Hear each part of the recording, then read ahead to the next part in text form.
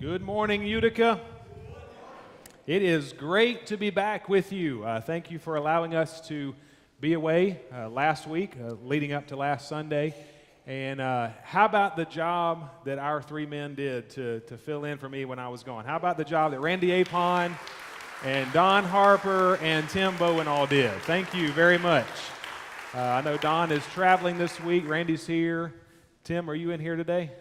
Maybe traveling as well. But I tell you, it is such a blessing to be able to go away and to know that we don't have to worry about anything while we're gone. Got a great staff that can kind of work in behind us, and just some great men of God who were so capable of filling the pulpit. I have delighted in listening to their teaching and to their messages, and we are just very, very blessed. Really nice to not have to worry about stuff, because we have enough stuff to worry about, right? You ever find yourself asking questions that you don't know the answers to? You know, if you just wonder, there's just some things going on that you wish you knew the answers to, but you don't. I mean, like questions like, why do we drive on a parkway and park on a driveway?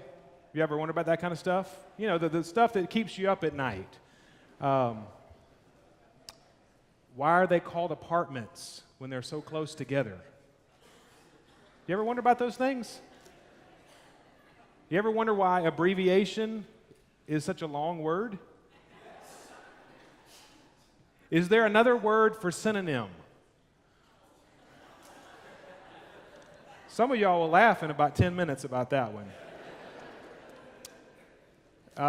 Just, you know, things that if you could ask the Lord some questions and get some answers, you know, not all of them are quite that serious. You know, stuff like, why did you create mosquitoes? I'm sure there's a purpose. If there's a botanist or a mosquito guy in here who knows the answer to that, I would love to know, but I certainly don't know the answer. Yeah, there's some questions that we have that just don't have a good answer. You know, as we look around and see the things going on in our world, we look at what we think is fair and what's not fair. I'll share with you one more question that I found myself asking after January the 11th of last year. How could God let Nick Saban's team beat Dabo Swinney's team? I mean, where is the justice in that? I hope we're not going to have to be asking that question at the end of this year. You know, if you have questions about stuff, Habakkuk is a really, really good book. I don't know if you've ever read the book of Habakkuk. You know, it's one of the minor prophets. We're taking this summer to go through the minor prophets, one each Sunday, kind of look at the whole message they have in one sermon.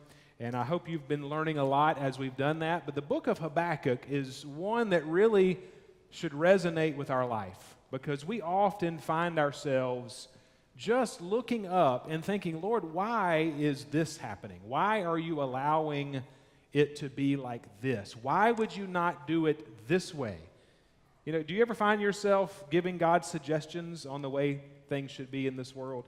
Well, Habakkuk certainly was like that. I hope that you will find your place in the book of Habakkuk this morning. It's in the Old Testament, fairly near the end. If you still have a bulletin from a couple of Sundays ago, we were in the book of Nahum, and Habakkuk is the very next book. But if you need to have a page number and you're using the Pew Bible in front of you, you can find the book of Habakkuk on page 664. But we're really going to benefit this morning by being able to overhear a conversation that Habakkuk had with the Lord. You know, we see the questions that Habakkuk raises. We see the answers that God gives to those questions. We see the response that Habakkuk has to those answers. And I think it's going to be very, very informative for us as we look and see how we do very similar things in our own life. First of all, let's talk a little bit about the background of Habakkuk. As you can see in the scripture, in the first verse, it says the oracle that Habakkuk the prophet saw. So this is a vision that God allowed Habakkuk to receive, and it ignited this conversation between him and the Lord. And so these questions start flowing from that.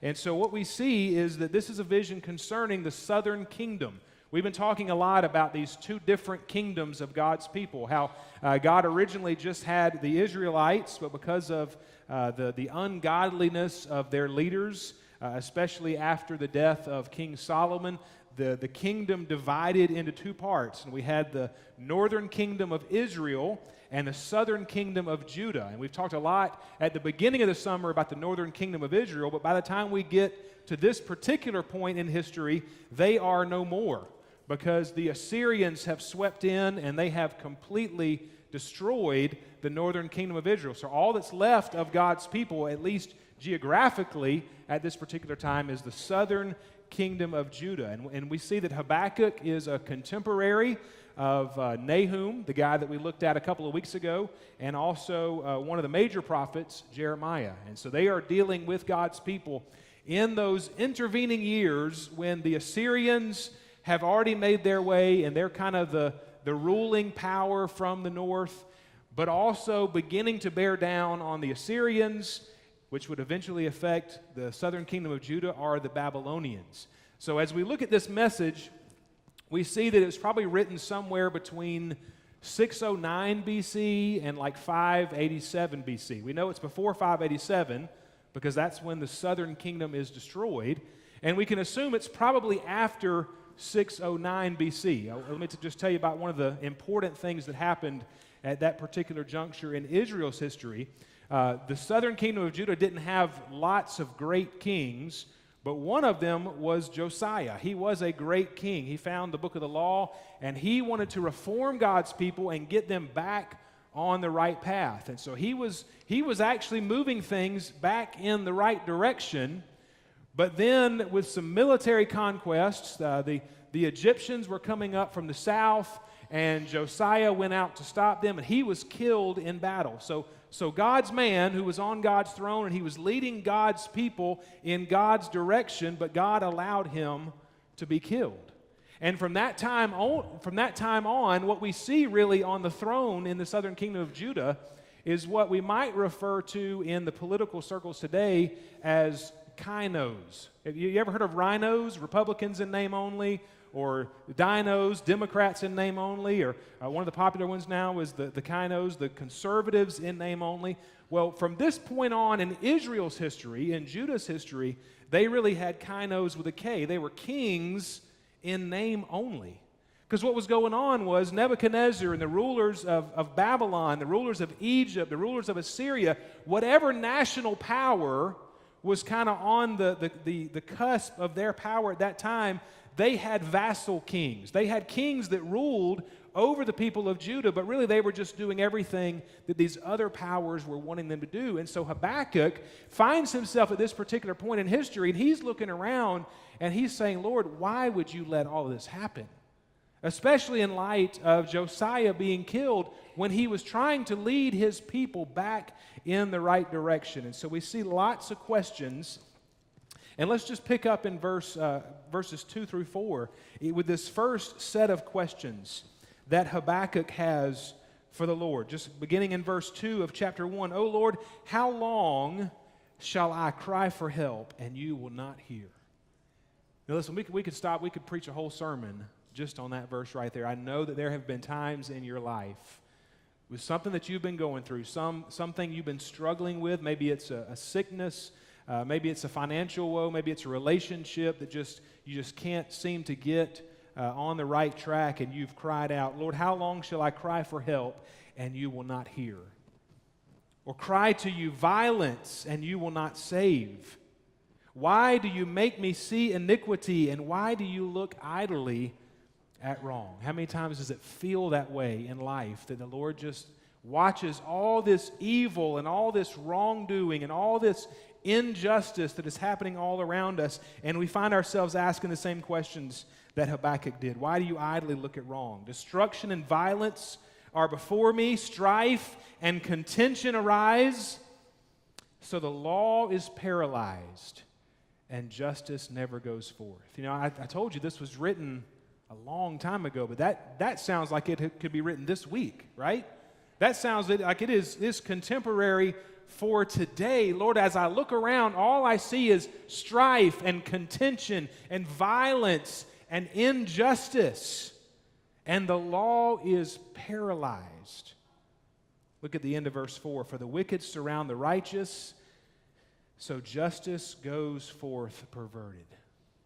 I hope maybe I've gotten your attention by now that this is a book that will speak to us today. This is a book in which we can realize that those questions that we've been having, whether they've been vocalized or not, they're questions that people have had in the past, and they're questions that God has dealt with in the past. So one of the first things that we see is, like Habakkuk, sometimes we question God's tolerance of injustice. Sometimes, like Habakkuk, we question God's tolerance of injustice. We too look around and we see all the things that are happening, and we see the people who are either in charge or trying to be in charge, and we think, Lord, why are you allowing all of this to happen?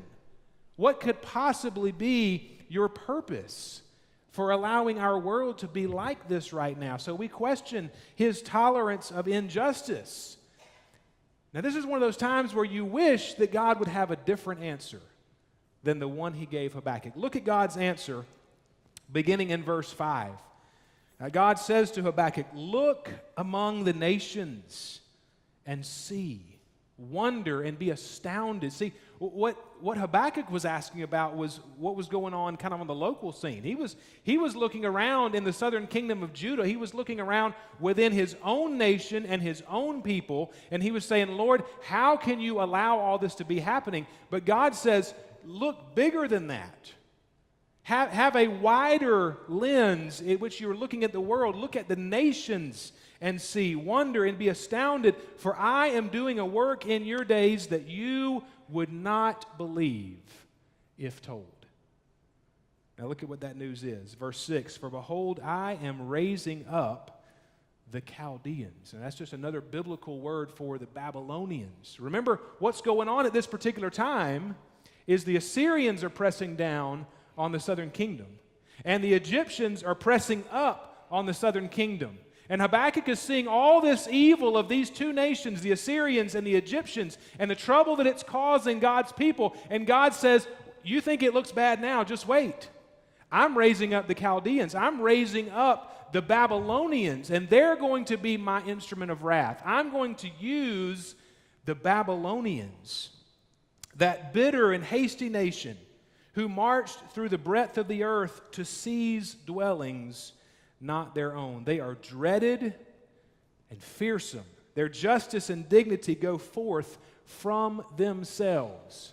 What he means by that is they are a law unto themselves. They are above the law. And so Habakkuk, you can imagine what his response is. He's asked the Lord about all these injustices. He's asked the Lord, why are you not doing something? Why are you allowing the Assyrians and the Egyptians to rule? And God says, I'm going to even use the Babylonians. It's going to get worse before it gets better. Isn't that a comforting thought, church? That if the Lord were to tell us that as a country, if the Lord were to make His revelation plain to us as a nation, and if He said, hang in there, it's going to get worse, we need to take heart that we wouldn't be the first ones.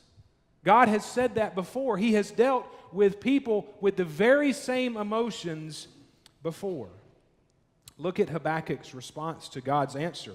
Look down at verses 12 and 13. Now, this is one of those areas where I wish the punctuation of the text was inspired. I wish we had italics and bold letters, and I wish we could hear the tone in which Habakkuk says these words, because it would make a great big difference. Look at what he says. Are you not from everlasting? I can almost hear Habakkuk thinking, Lord, have you forgotten who you are? What are you thinking? Oh Lord, my God, my Holy One. I think he mentions that because God is saying, I'm going to use this unrighteous nation. I'm going to use this unholy nation. And Habakkuk says, what are you thinking, Lord? You are the Holy One. We shall not die. I think what he's saying there is, Lord, because you are the everlasting one, your people are supposed to be the everlasting people. You can't let us get into problems like this. What are you thinking, Lord? Continue reading, O Lord, you have ordained them as a judgment. See, I read this text, and I think this is more of a question and almost an accusation than it is a statement. I think it sounds like this. O Lord, you have ordained them as a judgment? And you, O rock, have established them for reproof? Lord, how could you do that? Have you ever had that question, like in the last couple of weeks and in the week to come, about what's going on in our nation? Lord, you're going to use them? What are you thinking? Have you forgotten who you are? And so then Habakkuk reminds him again, you who are of purer eyes than to see evil and cannot look at wrong. Why do you idly look at traitors and remain silent when the wicked swallows up the man more righteous than he? Do you ever find yourself asking those questions? Lord, why do the wicked prosper? Why do you let them get away with that? Why do you let them rise to power? Why don't you do something about all that? See, sometimes we question God's tolerance of injustice, but then also, like Habakkuk, sometimes we reject God's answers to our questions. Sometimes we don't like the way God answers our questions, or in this case, the way God really doesn't answer our questions. You ever felt like you're just not getting any answers to the stuff going on in your life? That you just keep going out before the Lord, like verse 2 says, how long must I cry before the Lord and you not hear my plea? You ever feel like God is silent sometimes? You ever look around and feel like for whatever reason God has just withdrawn from the world stage? Well, church, if we have felt that way, this is a great book for us. Because it reminds us we're not the first ones to feel that way, and it also reminds us that our feelings are very deceptive. We can't trust our feelings. We can't look around us. Remember those words that we sang over and over and over again in that first song. We walk by faith, not by sight. We can't just look at what's going on around us because there are things underneath the surface. And better said, there is one who is above all of that. And so as we look at these answers that God gives to our questions, or these answers that he doesn't give to our questions, let me just remind you of kind of three important truths. First of all, justice may not be served when we think it should. Justice will not always be served when we think it should. Because let's be honest, church, when do we think it should be served?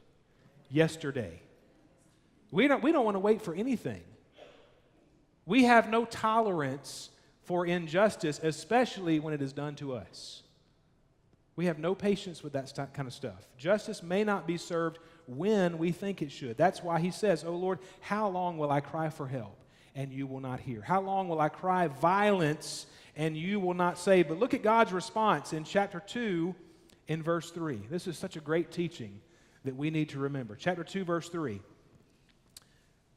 And by the way, in these slides, I'm trying to help you a little bit by putting God's words in italics and Habakkuk's words in normal print, because this is a conversation going on between Habakkuk and the Lord. And so you can see those quotations in your own Bible. But on the screen, if we have italics, then I'm saying those are God's words back to Habakkuk. And this is what he says: "For still the vision awaits its appointed time. It hastens to the end. It will not lie." Church, listen to this next verse real carefully. "If it seems slow, wait for it. It will surely come. It will not delay." And you look at those last four words, and you're thinking, that's not true of my life. It has delayed over and over and over and over again. Look at the contrast, by the way, between the beginning of that verse and the end of that verse. At the beginning of that verse, God says the vision waits for its appointed time. And at the end of that verse, it says it will not delay. So, church, what we have here in this one verse is we have God's perspective and we have man's perspective. At the beginning, God says, yeah, you're going to have to wait on this, and it's going to seem like it's much longer than you're willing to wait because we want it today. We want it right now. God says it's going to wait, but in God's perfect timing, it will not delay. God's always on time. He's never been late. It seems as though he's late in our life many times. It seems as though he's late in our nation many times, but God's justice is always on time. Justice may not be served when we think it should. Justice may not be served how we think it should. That's right. Justice may not be served how we think it should be served. God's not always going to solve things the way we want Him to solve things. Verse 6, chapter 1, behold, I am raising up the Chaldeans. I'm going to use the Babylonians, that bitter and hasty nation. Habakkuk just throws up his hands. What are you thinking? How could you do that? But look at chapter 2, verse 4. Behold, his soul, this is God talking about that same nation that He just said He's going to use. And He says, his soul is puffed up, and it is not upright within him. And if I'm Habakkuk, I'm thinking, yeah, that's what I was trying to say. Don't you hear yourself? Why would you use them? Why would you allow them to come to power? Why would you allow them to get the nomination? Excuse me, that's not what we were talking about. Justice may not always be served how we think it should be served. But guess what, church? That's good news. Because God is so much wiser than we are. God is so much bigger than we are. God is so much better than we are. He admits about the Babylonians, they are puffed up. They are not upright.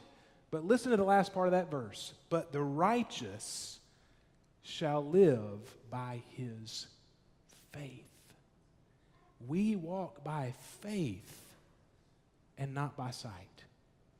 We can't just go based on what the appearances are of the things around us. We live by faith. We don't live by fortune. We don't live by fame.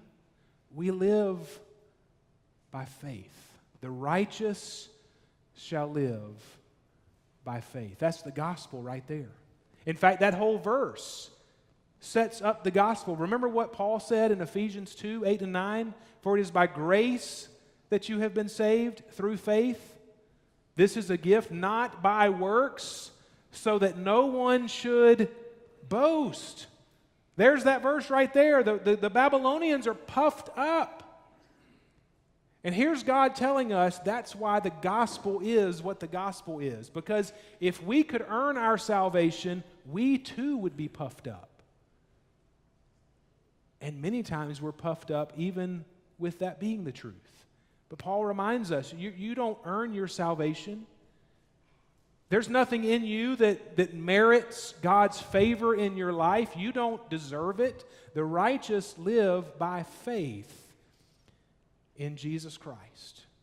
He's the only one who's truly righteous. He's the only one that came and lived up to God's standards, lived up to God's laws, took his sin upon himself, died in our place, that when we place our faith in him, we too might be reckoned as righteous. We live by faith. It's not the system that we would design, because we would design a system in which we get the glory, in which we get the credit. Justice will not always be served when we think it should. Justice will not always be served how we think it should. But know this, justice will be served.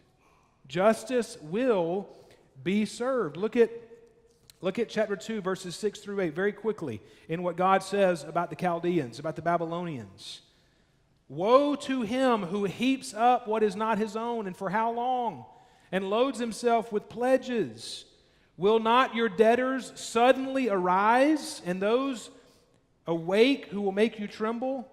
Then you will be spoil for them, because you have plundered many nations. All the remnant of the peoples shall plunder you.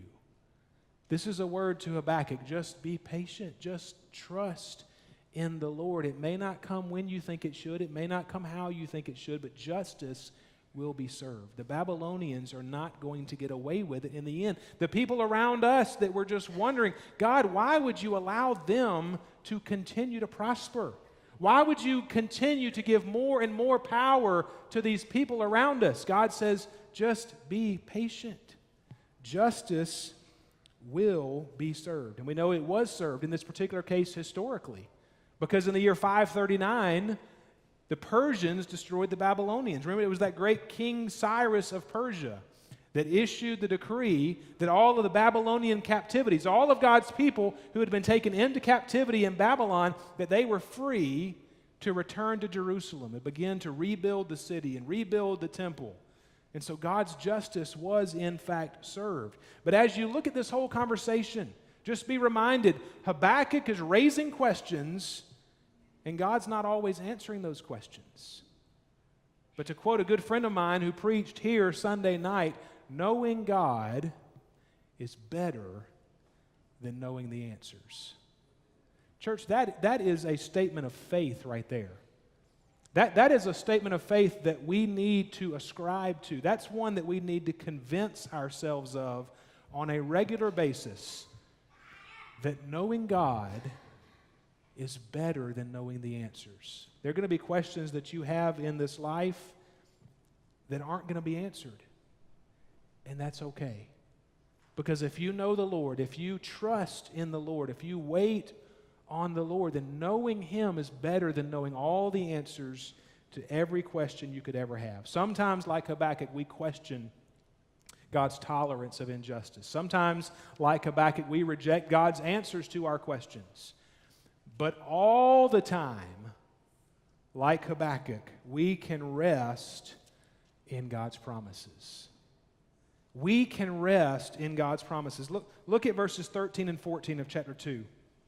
As this conversation continues, this is the Lord speaking. He's still giving Habakkuk more answers or more wisdom, and he says, "Behold, is it not from the Lord of hosts that people labor merely for fire?"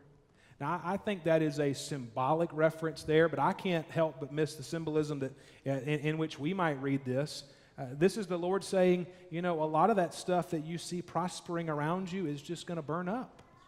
It's going to be of no eternal value whatsoever, and it may grow and flourish and prosper in today's world, but eventually it will burn. That people's labor merely for fire, and that nations weary themselves for nothing. That's a lesson that even God's people had to learn, that even the king of the United Kingdom had to learn. Remember, it was Solomon who wrote Ecclesiastes, who said, "Vanities, vanities. It's all vanity." Solomon said, I've had everything the world can offer. I've had power, I've had relationship, I've had pleasure, I've had fame, and it's all meaningless without the Lord.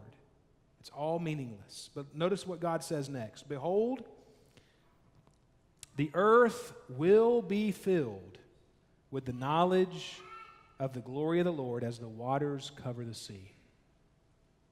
Let's read that again, church. "For the earth will be filled with the knowledge of the glory of the Lord as the water covers the sea." The reason I wanted to read that again is because as I was studying that this week, it's one thing to study that and to know that and to intellectually kind of digest that one. But it's a whole other thing to look out around our world. And I don't know if maybe I'm just more pessimistic than you are. But I'll tell you what my spirit often tries to convince me of. And I say my spirit, not the Holy Spirit. What I often convince myself of is that what it looks like is the world is a big suction. And it's just sucking the glory of the Lord out of this world. Now, I don't know if that's just me. But in my humanity, in my frailness, in my weak thinking, I look around and I'm thinking the glory of the Lord is just disappearing all over this world. And that's where we need to hear this promise. Because God says the earth will be filled with the glory of the Lord as the waters cover the sea. We can rest in God's promise in spite of what it looks like. Remember, we walk by faith, not by sight. And no matter what it looks like, God said, "My glory will fill the earth." So what do we do about that, church? We just sit back, we just find a chair. I can't really get to a chair very easily. We just find a chair and sit down and say, "Okay, Lord, do your thing. Glorify yourself." No, the Bible tells us we play a huge part in that. Remember what Jesus said in Matthew 5:16? As he's talking to those who will become the church, he says, let your light shine so that others will see your good works and glorify the Father who is in heaven. So what is our part in that? As we look around and we see a corrupt society, this is why I love this imagery here, that the world is literally rotting all around us. But one of the reasons it's rotting is because we're not doing what we're supposed to do. We are the salt of the earth. And the salt was supposed to keep the corruption from happening. And so Jesus is telling his disciples the same thing that God was telling Habakkuk, I will be glorified, but you have a part in that. You need to let your good works shine. You need to let the people around you see God's glory in you.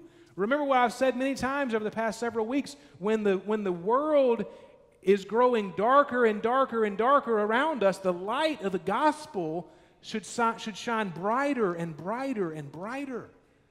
We have a part to play. I love Matthew West's song. I think it's a great way to capture kind of this whole message of the book of Habakkuk. Matthew West wrote a song called Do Something. You may be familiar with it, but here's some of the words. I just couldn't bear the thought of people living in poverty and children sold into slavery, and the thought disgusted me. I shook my fist at heaven and said, God, why don't you do something? That's Habakkuk right there. Lord, why aren't you doing something? Aren't you seeing the same thing I'm seeing? All this corruption, all this evil, all this injustice, all this mistreatment, all this abuse. God, why don't you do something? And God says, I did. I created you. I created you. You're to be doing something about that. Listen to the words of the chorus. If not us, then who? If not me and you. Right now, it's time for us to do something. And church, we're trying to do something. We're trying to get out and make a difference in our community. That's why you see more of a presence at Our Daily Bread and Our Daily Rest and with the women's shelter, because we're trying to do something. Can we solve all the problems? No, but we can do something. We can make a difference in our community. You know, Matthew West talking about children sold into slavery. As we look around us, modern day slavery now is sex trafficking. We see children literally sold into sex slavery all over the world. God says, are you going to do something? Fortunately, we have somebody in our church who's going to be doing something about that this week. Cindy Keys, going on a mission trip to the Philippines, going to minister to these very kinds of girls and help rescue them out of that and deliver to them the hope of the gospel, because we have to do something. We have to get involved. We have to take a part. Then the issue that is just so visible and so apparent in our society today, all of this racial tension. You know, we can sit back and we can say it's not happening, or we can sit back and we can say it's somebody else's problem. But we need to hear the words of Matthew West here. And we need to do something. We need to stand up. We need to develop relationships. We need to share the hope of the gospel. And I love that there is a myriad of colors in this sanctuary, but there's not enough. We need to continue reaching out to our community. We need to do something. We need to continue making a difference in our community. And here's the good news. God says in the end it will win. His glory will fill the earth. All the time we can rest in God's providence, or in God's promises. Look at verse 2 of chapter 3. This is Habakkuk's response. Chapter 3 is really a song of praise. He's gone to the Lord with his questions, and the Lord has not really answered those questions and really intensified those questions in some ways. But now Habakkuk is sitting back and he's saying, okay, Lord, this is what I'm going to do as a result of that. He says in verse 2, O Lord, I have heard the report of you, and your work, O Lord, I do fear. In the midst of the years, revive it. In the midst of the years, make it known. I think this is Habakkuk saying, Lord, we've seen your glory in the past. We've seen you doing these mighty works. We know that. We testify to your faithfulness. Lord, do it again now. Make yourself visible now. See, I think as a church, we need to make sure that we're not just longing for the good old days, but we're leaning on the greatness of God today. Lord, make it known today. Revive it now. And so the answer to that is going to be, okay, I'll work through you, and I'll revive it now. Verse 3, God came from Teman, the Holy One from Mount Paran. His splendor covered the heavens, and the earth was full of His praise. And then there's that word that Tim Bowen taught us more about last week, Selah. Stop and think about that for just a moment. Now, recognize what's going on. In chapter 2, verse 14, God said, my glory will fill the earth. I know it doesn't look like it, but my glory will fill the earth. And here is Habakkuk saying, you know what? As I look back, I see evidence of that. I see that your splendor, your glory, your radiance, it has in fact filled the earth in times past. Stop and think about that. Stop and think about how God is still on His throne. Now look at verse 16. Verses 16 through 19 is really how we respond ultimately to the Lord when He doesn't answer our questions, when things aren't going as we hoped they would go. Habakkuk says in verse 16, I hear and my body trembles. He's saying, Lord, you haven't exactly calmed my fears here. I hear your message, and it's actually gotten worse. I'm trembling over here. My lips quiver at the sound. Rottenness enters my bones. My legs tremble beneath me. Lord, I hear all that you're going to do, and I'm scared. I don't like that. Yet I will wait quietly for the day of trouble to come upon people who invade us. You see, I think that's Habakkuk saying, Lord, I don't like the way it looks right now, but I'm going to take you at your word. I'm going to wait patiently. I'm going to rest in your promises. I'm going to walk by faith and not by sight. Then look at verse 17. Verses 17 and 18, I think, are some of the best two verses in all of the Old Testament. I love these verses. Listen to what Habakkuk says. Though the fig tree should not blossom, nor fruit be on the vines, the produce of the olive fail, the fields yield no food. I love this irony here, because last Sunday morning, Don spoke from Psalm 1, and he was talking about the man who pursues God, that righteous and blessed man who delights in the law of the Lord. His leaf will never wither, and in everything he does, he will prosper.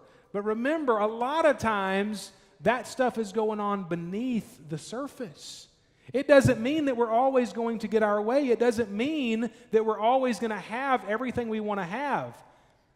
And what Habakkuk is saying is, even in those times of starvation, even in those times where it's not a time of plenty, it is a time of almost nothing, when the fig tree should not blossom, nor fruit be on the vines, the produce of the olive fail, the fields yield no food, the flock be cut off from the fold, there be no herd in the stalls. In other words, church, even when there's no visible evidence, even when I look around and I can't find any reason to rejoice based on what I see, yet I will rejoice in the Lord.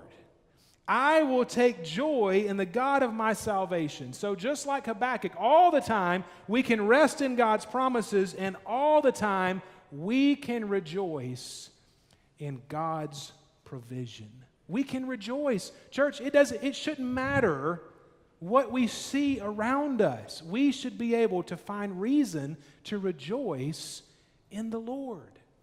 I want to finish up this morning once again with Paul's words, because if you look at Philippians 4, especially verses 4 and 5, it is such a great echo of this text, but it's also such a great challenge for us as a church today in these times, in these crazy, insane times that we are living in. Listen to what Paul says in Philippians chapter 4, verses 4 and 5. Rejoice in the Lord always. Rejoice in the Lord always, not in the produce, not in the products, not in the way things appear around you. Rejoice in the Lord always. I will say it again, rejoice.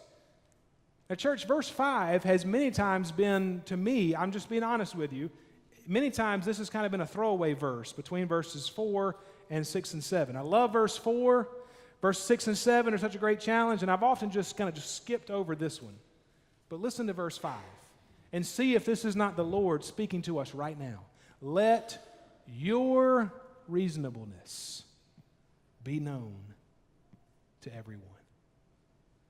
Listen, we can't turn on a television right now. We can't read a newspaper right now. We can't look on the internet right now without seeing absolute insanity. Without going, you've got to be kidding me. We're doing that now? You got to be kidding me. Those are the people that we're looking to? Everything is insane around us. It is the absolute opposite of reasonable. But in the midst of all of that, God says, let your reasonableness be made known to everyone. In other words, don't join in the crazy.